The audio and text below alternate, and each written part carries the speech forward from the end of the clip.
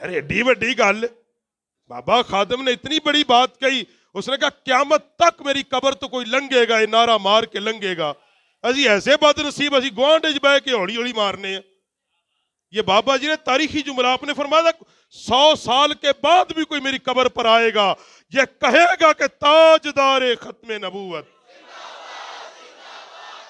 ہاں اس لیے اس نعرے میں ہماری جان ہے, اور ہماری نہیں پوری امت کی جان ہے اس نعرے کے اندر. اس نعرے کے میں پوری امت کا وجود ہے. تو حضرات گرامی بات کر رہا تھا کہ انسان کو ایسا نفس میسر آ جائے کہ جو اللہ کی رضا پہ راضی رہنے والا ہو. بھوک ہے پھر بھی کہے اللہ تیرا شکر ہے, تو راضی ہے تو میں. امام زین العابدین نے وہ بات جو دمشق کے بازار میں کہے تھے, جب لوگوں نے کہا یہ تمہارے ساتھ کیا ہو گیا کربلا کے بعد, کیا قیامت ٹوٹ پڑی, امام زین العابدین نے ایک جملہ کہا تھا, فرمایا تھا وہ رب یہ سارا کچھ کروا کے راضی تھا, ہم محمد کا خاندان اس کو راضی کرنا چاہتے تھے. وہ اس حال میں راضی تھا, ہم اس کی رضا پہ راضی ہیں. اور یہی بات ہے, بخاری اور مسلم کی حدیث ہے, مشکات المصابی کی حدیث ہے. نبی کریم علیہ السلام نے فرمایا اللہ نے مجھ پر عرب کی زمین پیش کی. عرب کی زمین, اللہ نے فرمایا محبوب چاہے یہ ساری زمین سونا بنا دوں. اللہ کس لیے؟ فرمایا محبوب تیرے لیے, اگر تیری چاہت اس میں ہے تو ساری زمین کو سونا بنا دوں, یہ پہاڑ سونے کے ہو جائیں. گویا کہ سادہ لفظوں میں اور تشریح لفظوں میں اللہ نے اپنے حبیب سے فرمایا حبیب اگر تیری چاہت سونے کی زمین پہ چلنے میں ہے تو میں اللہ تیری رضا پہ راضی ہونا چاہتا ہوں. حضور کیا عرض کرتے, اللہ میں سونا نہیں چاہتا. اللہ حضور دعا کرتے اللہ محمد اور آل محمد کو, محمد اور خاندان محمد کو اللہ ایک دن کی روٹی دینا پیٹ بھر کے, ایک دن کا فاقہ عطا کر دینا. گل سمجھیو, ایک دن کا کون کہہ رہا ہے؟ نبیوں کا امام, قائد المرسلین, سید المرسلین, وجہ تخلیق کائنات, جس کے اشارے سے پتھر بولے, جس کا کلمہ درخت پڑے, جو چاہتا تو ساری روح زمین سونا بن جاتی. عرض کیا کرتے مالک بے نیاز, میری تو چاہت یہ ہے ہمیں ایک دن پیٹ بھر کے روٹی مل جائے, ایک دن فاقہ ہو. صحابہ نے عرض کی یا رسول اللہ وہ کیوں, وہ کس لیے؟ میرے پیغمبر نے فرمایا روٹی اس لیے رب سے مانگی ہے تاکہ کھا کر اس کی عبادت کر سکوں. جملوں پہ اس حدیث کے الفاظ پہ سن. یار انہاں دا علاج کرا جڑے بیٹھی ہے سامنے 5-7 دو مارے نہ دے کان تے, مارے نہ دے کان تے دو. پڑھو الصلاۃ والسلام علیک یا سیدی یا رسول اللہ وعلی آلک واصحابک یا خاتم النبی.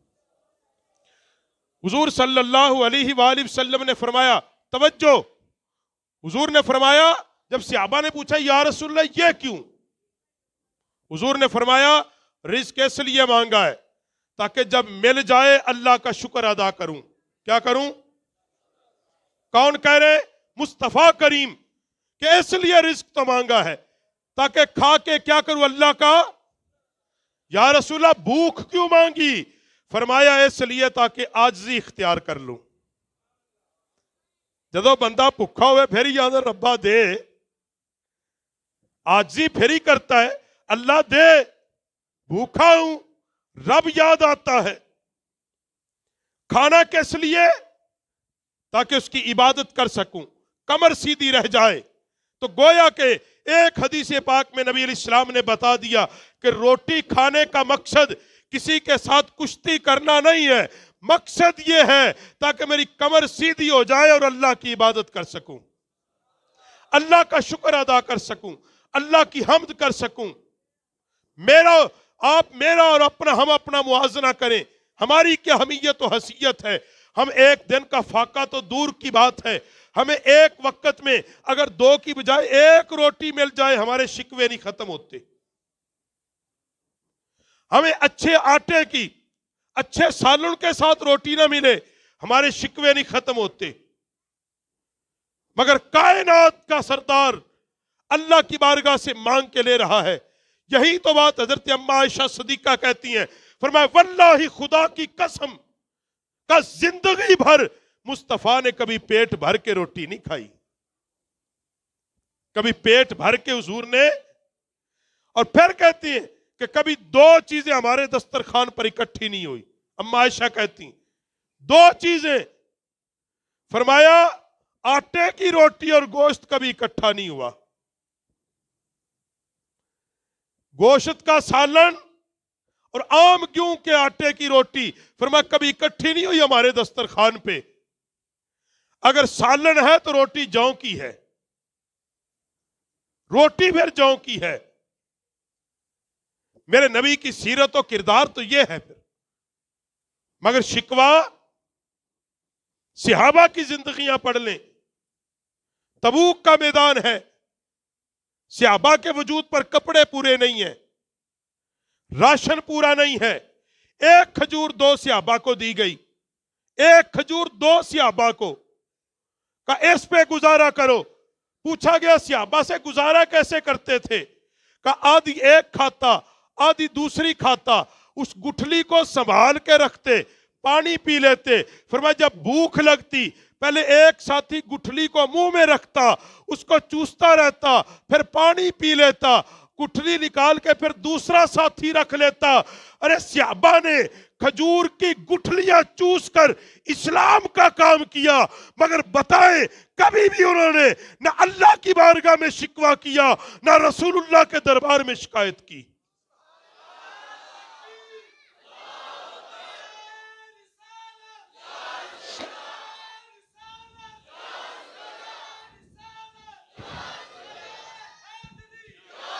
نئی بات کو سمجھے، کوئی ایک صحابی نے شکوہ شکایت کی ہو، یا رسول اللہ کلمہ پڑھنے سے پہلے ہم ریشم کے کپڑے پہنتے تھے، کلمہ پڑھنے اسلام میں آنے سے پہلے ہمارے محلات تھے، ہماری جاگیریں تھی، ہمارے باغات تھے، ہم نے تیرا کلمہ پڑھا ہے، ہمارے تن پہ پورے کپڑے نہیں ہیں، ہم تیرے مشن کے لیے جنگیں لڑ رہے ہیں، کھانے کو پیٹ بھر کے روٹی نہیں ہے، تیرے مشن کے لیے ہم نے بال بچے چھوڑ دیے، جائیدادیں چھوڑ دی۔ صحابہ نے کبھی شکوہ نہیں کیا، بلکہ صحابہ کی تو یہ بات آتی ہے جب اسلام کو غلبہ ملا، صحابہ کے سامنے جب کھانا آتا، جب اسلام طاقتور ہوا، صحابہ کے سامنے جب کھانا آتا، صحابہ چیخ کے روتے، بے ہوش ہو جاتے۔ لوگ پوچھتے تمہیں ہوا کیا ہے؟ فرمایا ہمیں وہ ساتھی یاد آتے ہیں جو گٹھلیاں چبا چبا کر اسلام کا کام کر گئے، ہمیں تو آج پھر پیٹ بھر کے ملتا ہے۔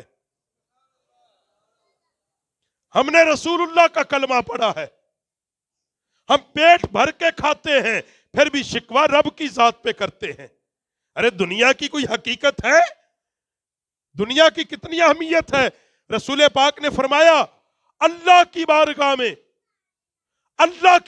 میں دنیا کی اہمیت ایک مچھر کے پر کے برابر بھی ہوتی، اللہ کبھی کسی کافر کو اس دنیا میں سے پانی کا ایک گھونٹ بھی عطا نہ کرتا۔ سمجھو اس بات کو۔ اللہ کا نبی کہہ فرمایا اللہ کے ہاں اس کی کوئی اہمیت ہوتی، اس کا کوئی وقار ہوتا، دنیا کوئی عزت والی چیز ہوتی، دنیا کے ذریعے کوئی قرب والی چیز ہوتی، فرمایا اللہ اس میں سے کافر کو ایک گھونٹ پانی نہ دیتا۔ کافر کو اسی لیے اللہ نے وسیع دنیا دی ہے، وافر دنیا دی ہے، بے بہا دنیا دی ہے، کیونکہ آخرت میں اس کا حصہ کوئی نہیں. مگر ایمان والے کے لیے کیا ہے؟ ربنا آتنا فی الدنیا حسنۃ وفی الآخرۃ حسنۃ وقنا عذاب النار.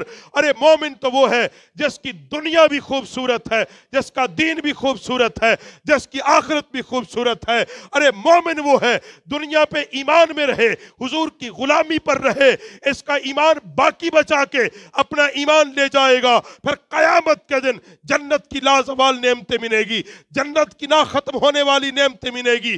ارے وہ جنت ملے گی جس کے لیے صحابہ نے اپنے وجود پہ زخم کھائے، اپنے سر کٹائے. کس لیے؟ میرا نبی جب سب سے زیادہ راضی ہوتا فرماتا میرے صحابہ یہ عمل کرو، اللہ تمہیں جنت عطا کر دے گا.